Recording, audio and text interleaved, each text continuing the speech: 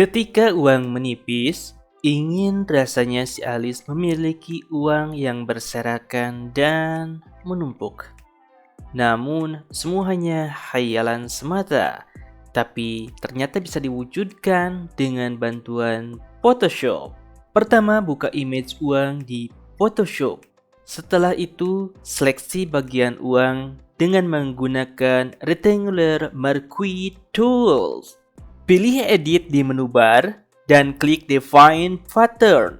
Ini artinya kita menyimpan seleksi sebagai pattern. Berikan nama sesuai dan sesuka hati.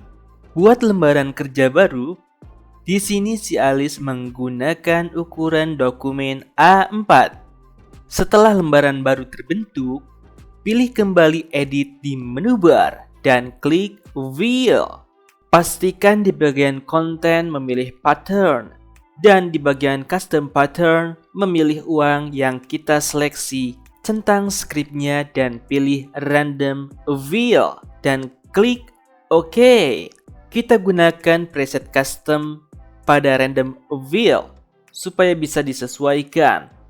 Density-nya bisa diubah. Semakin besar density, maka semakin menumpuk uang yang kita manipulasi.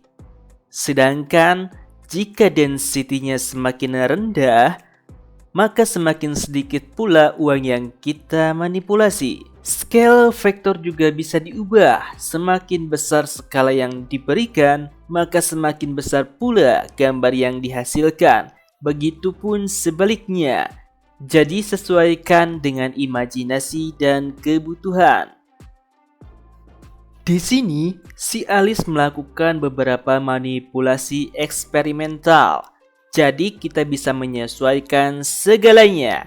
Intinya, berimajinasilah mendapatkan uang yang banyak ya. Oke, kita coba sekali lagi. Setelah lembaran baru terbentuk, pilih kembali Edit di menu bar dan klik Wheel. Pastikan di bagian konten memilih pattern dan di bagian custom pattern memilih uang yang kita seleksi tadi.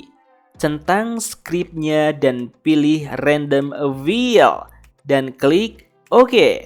Lalu kita gunakan preset custom pada random wheel supaya bisa disesuaikan. Density-nya bisa diubah. Semakin besar density, maka semakin menumpuk uang yang kita manipulasi.